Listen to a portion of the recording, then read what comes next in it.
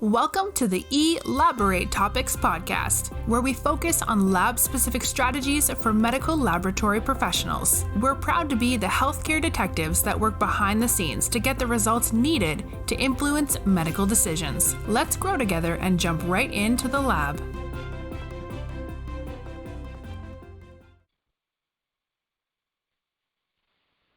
Welcome to another episode of Elaborate Topics.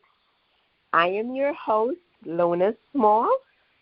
Elaborate Topics is a weekly podcast where myself and my other co-hosts, Taiwana Wilson and Stephanie Whitehead, come to you to bring you tips and tools to excel both inside and outside the lab. A little bit about myself.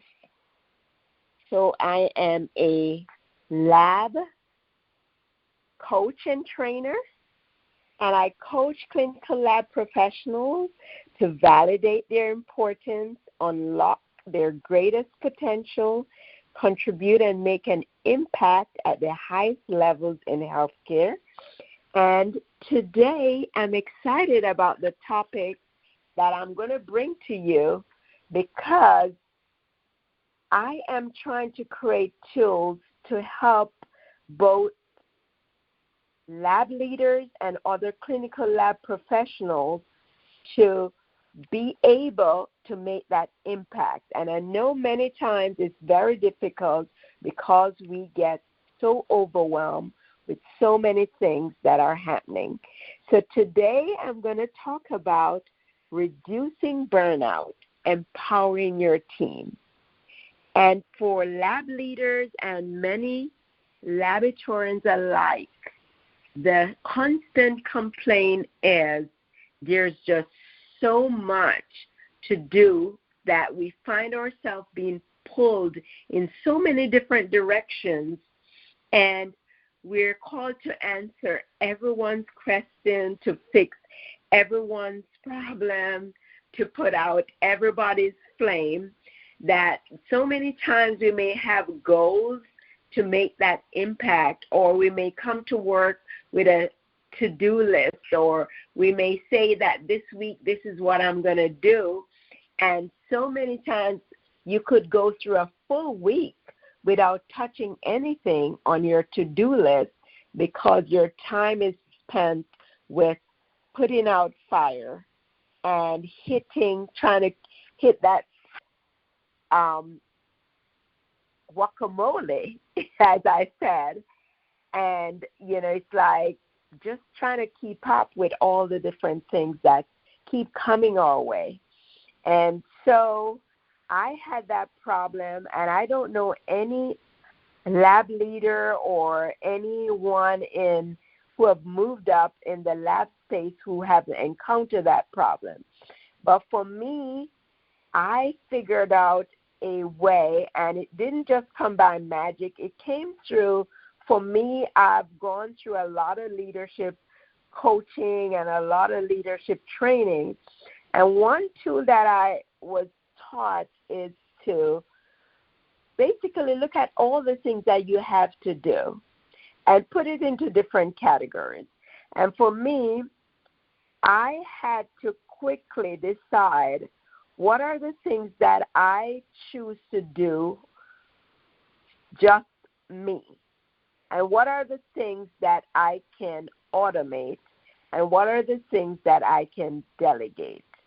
And so try to narrow the things that only you can do into the smallest of the bucket, because many times as leaders, the things that you will choose to do are going to be the things that are going to make the biggest impact. So choose the things that's going to move your lab forward, going to make the impact that will move your lab forward, or it's going to satisfy the goals that you have as a leader. So those things that you know that these are the things that I and I alone will do. It could be either for regulatory purposes. It could be due to this is what your either the hospital told you that you need to do in terms of maybe some financial report or whatever it is, but choose the things that you and you alone should do. Then the rest of it, what can you automate?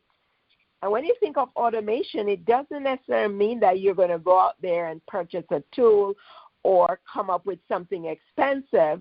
It could mean simple things like Excel spreadsheets.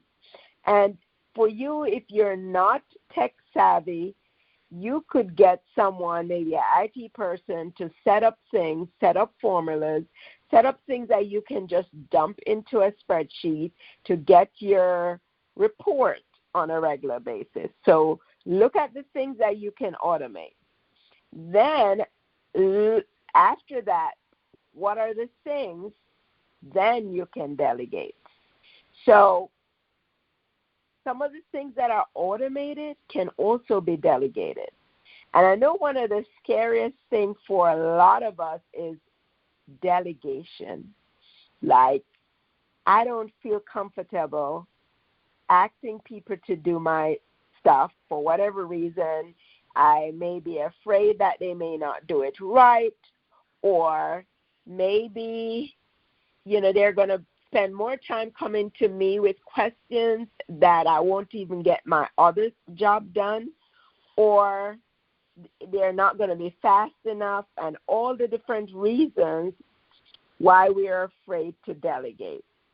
And that's what this episode is about. What are some of the things that you can do to empower your team that you feel comfortable in delegating almost anything? So the first thing that I'm going to talk about, and as usual, whenever I do a podcast, it's usually tactical stuff, things that you can use. So get pen and paper, as usual, and start writing.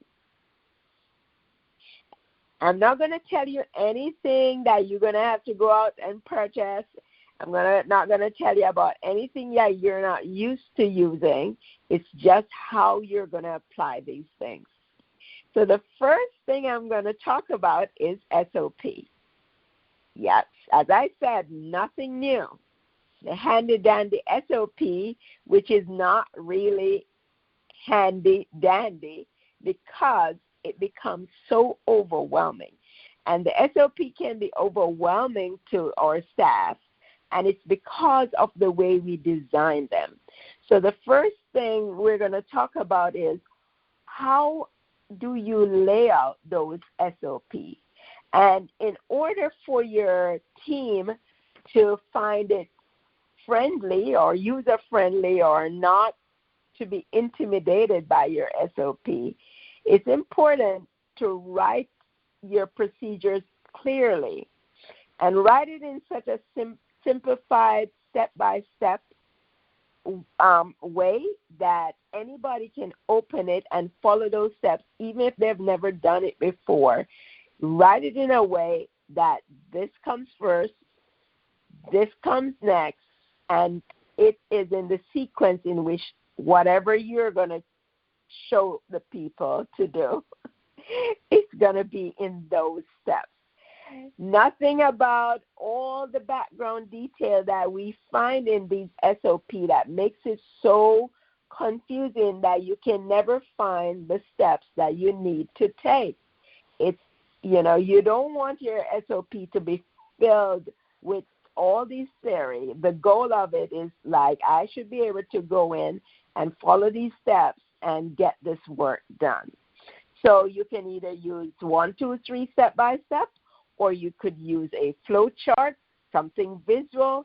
This is the first thing, this is the next thing. You could use a process map if you want to make it visual, but make it easy to follow and make it in a sequential step-by-step way that, anybody could open it and follow.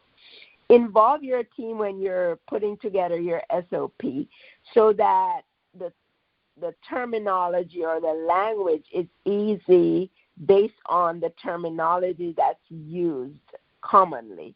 Because many times you can get removed from, what's simple. So involve your team and involve them in even writing some of these things.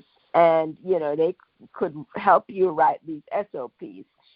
And also make sure that you are circulating your SOP and making sure that everyone on all shifts, they're acknowledging. So it's not just like, okay, day shift knows what to do, but night shift don't know. Day shift, but evening shift don't know. Make sure that all shifts are aware of what's in the procedure and they know what to do. Yep. Simple. Simplify your SOP. That's basically that message. The next step is training. Training and competency. When you're training, you don't choose a sector of your group to be trained and some don't get trained. Oh, this person's been here for 20 years. They should know what to do. If it's a new process, everyone should get trained in that process. And if it's a new, notice I mentioned process because a lot of times we may train people into doing certain testing, and there may be a workflow that we may say they should know how to get there or how to do that. So make sure you're training in every aspect, both in the testing area or in any other thing that your team should know how to do. Make sure there's training. So if it involves some kind of Excel spreadsheet or calculation, some kind of documentation somewhere, or anything else other than just the testing, which I know we're good at, make sure there's training involved. Don't take anything for granted where training is concerned. Ensure that your training is being transferred to actual skills. So perform occasional audits. Do things like tracers or just spot check to make sure people are doing what they need to do. So in that way, you basically can identify gaps in your own process through doing tracers, or just identify if people are actually practicing what they were trained to do. Another thing is our regular competency. So other than just doing your competency every year, it's important to do audits, as I mentioned, but even with competency, make sure that you're reviewing those competency to make sure it's capturing the things that you want to make sure you're checking. So whether it's through quiz or it's through problem solving, make sure you are including things that you want to make sure that people remember how to do. So if you notice, these are basic things that we have these tools, but how are we actually using them?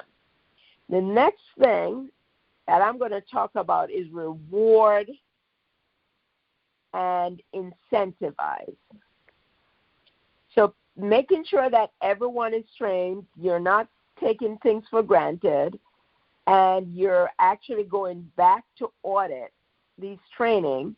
The next thing is to reward and incentivize.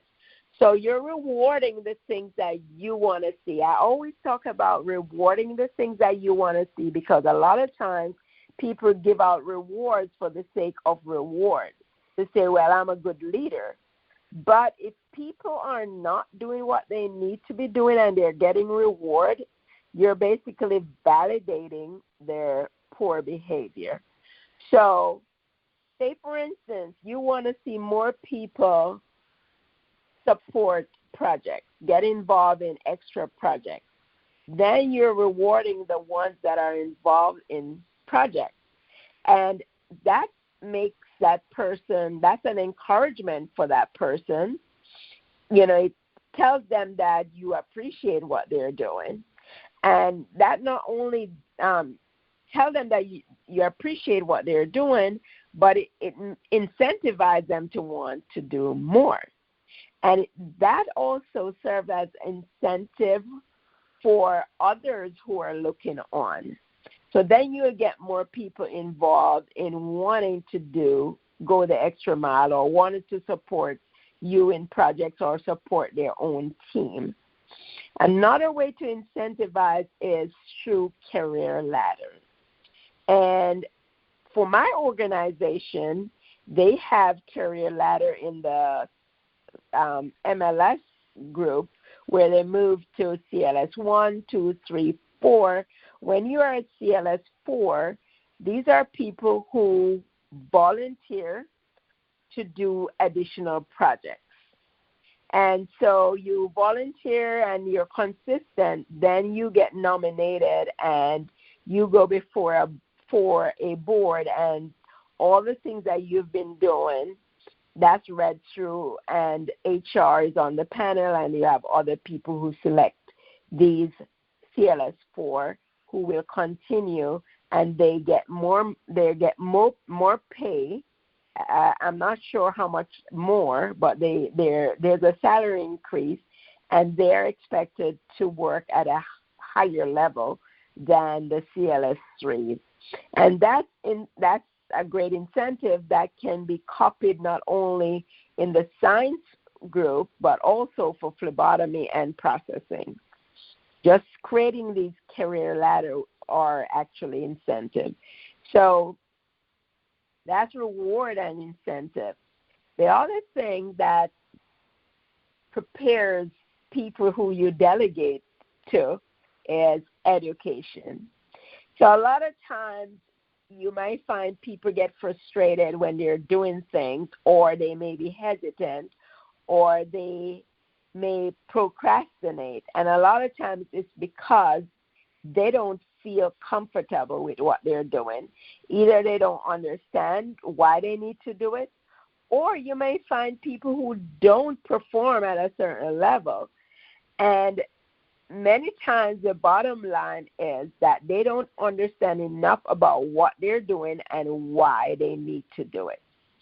And so continuing education is so vital for people to understand the why behind doing things.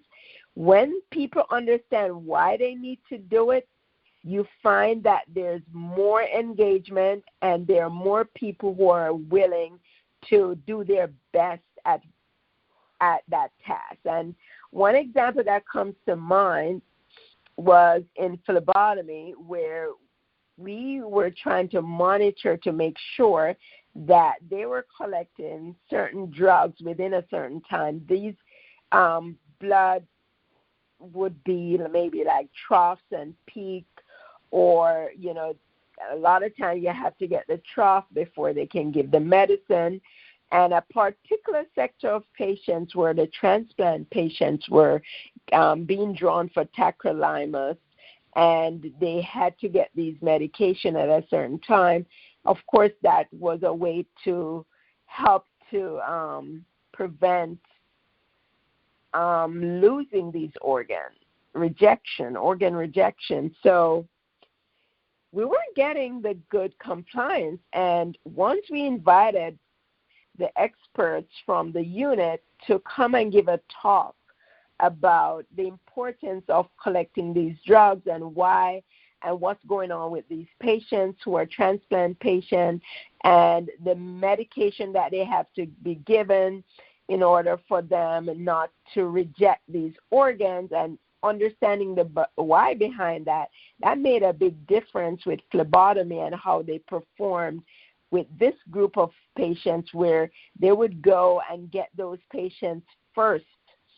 And even for the kids who were on transplant, the phlebotomists were so much more sensitive to the whole cause of getting these labs done on time. So education, continuing education, is so important in so many areas for what we do. Just understanding the why makes such a big difference. And then the next thing is knowledge sharing. And a lot of times there may be one person who have a skill in a certain area, and it becomes very overwhelming for that one person, and not only overwhelming for that one person, but it's overwhelming to the leader, who either get pulled, and a lot of times the support is not there. So when we can share knowledge across the team, it actually helps to alleviate some of the pressure that's on the leader, and that's on, many times the leader is the only one that knows certain things, and sometimes there may be just one person. And that person, when they're off that day, then the pressure is on the leader. Or if they are on vacation, or say, for instance, something may happen to that person, it's so important to share knowledge. And so if you have, and some of these knowledge comes through experience. Sometimes there's knowledge that a particular person may have that the leader may not even have. And so it's so important to identify those people and document, have them document the process for that particular procedure, a process step. You can save the information, make sure you're writing it down, save it in a folder or a drive, electronic drive that other people may have access to. Make sure you're not just giving any one person's task. Make sure you have a group of people, you're cross-training people, and you have many go-to people, not just that one go-to person. So that becomes a problem, and that helps with overwhelm. So knowledge sharing is such an important part of building your team, of empowering your team, and reducing a lot of the stress and strain that is either on one person or on the leader. So basically, I went through SOP, which is not new to us, training, reward and incentive, education, and knowledge sharing. And that actually spells out STREN. And, that's kind of a shortening for strengthening your team. So while you're strengthening your team, you're empowering your team, you're reducing the stress that you have, or the stress that's on you. So when you may wonder, you're like, but it seems as if I'm doing all of those. So why am I still overwhelmed? So yes, you may be doing all of those, but they're kind of all over the place. So without looking at the full picture, looking at all of these when it comes to any particular area, and look at these as a way to empower, then you're actually missing that mark. So one way to do it, say for instance, the way to identify if you're actually doing this, look at an area in which your team is tugging at you a lot. Like you constantly have to go to deal with the same fire over and over again. Or something that you find that you or you alone can do. But say, for instance, your team is tugging at you over and over again for one thing. What you could do is look at that one thing that's so frequent, and you're like, do I have a simple SOP for that particular thing? Is it clear? How is the training? Is everyone trained on this particular thing? If they were trained, are they really competent? What type of audit am I doing to make sure that they know what they need to do? How is my competency written? Is there troubleshooting questions? What about quiz that I could set up to make sure that they know what to do in this particular sense? What about reward and incentive? Am I rewarding people who are actually getting this done? Do I have a good reward system in place? What about continuing education? Because if they keep tugging at me, if I'm running around trying to put out fire or trying to deal with this on such a frequent basis, maybe there should be some continuing education for them to understand some more about this process. And then knowledge sharing. As I said, for this particular thing, is it just one or two people know how to do it? So that's a way in which you could identify by narrowing down the areas in which you feel pulled and you're all over the place. You feel as if you're, and if that's not what you can use it for different things. Say, for instance, you want to delegate some project. Do the same exercise. Do I have a SOP for this? What about training? Maybe I could do some training on this. I could probably set up a reward system for this, education, and knowledge sharing. So just use that when you're thinking about it, think of one area and then go down the line. As I said, the easy way to remember it, just think of STREN and use that as a way to audit any area in which you want to reduce the overwhelm and empower your team. I know it's December. I know we're still in 2020, and it's been a tough year with overwhelm. And I'm sure that this tool could help us well now and into the new year. So I'm glad I was able to share this tool with you. And I know I get a lot of complaint about being overwhelmed. And hopefully this was helpful. And I enjoyed sharing this.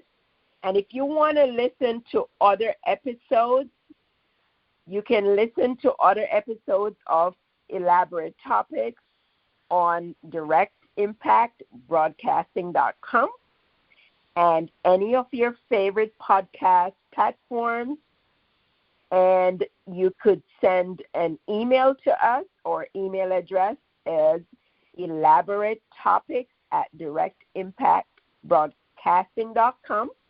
You can reach out to me. My favorite social media platform is LinkedIn. So you can find me on LinkedIn under Lona Small. My hashtag that you can follow is "You Are an Important Part of the Whole." Very soon I'll be coming up with at least 2 free workshops that will be very helpful. So if you follow "You Are an Important Part of the Whole," you'll get information on a workshop that's coming up very soon. I enjoy sharing, I enjoy teaching, and I enjoy empowering and helping clinical lab professionals to reach their highest potential in healthcare. So until next week, have a great week.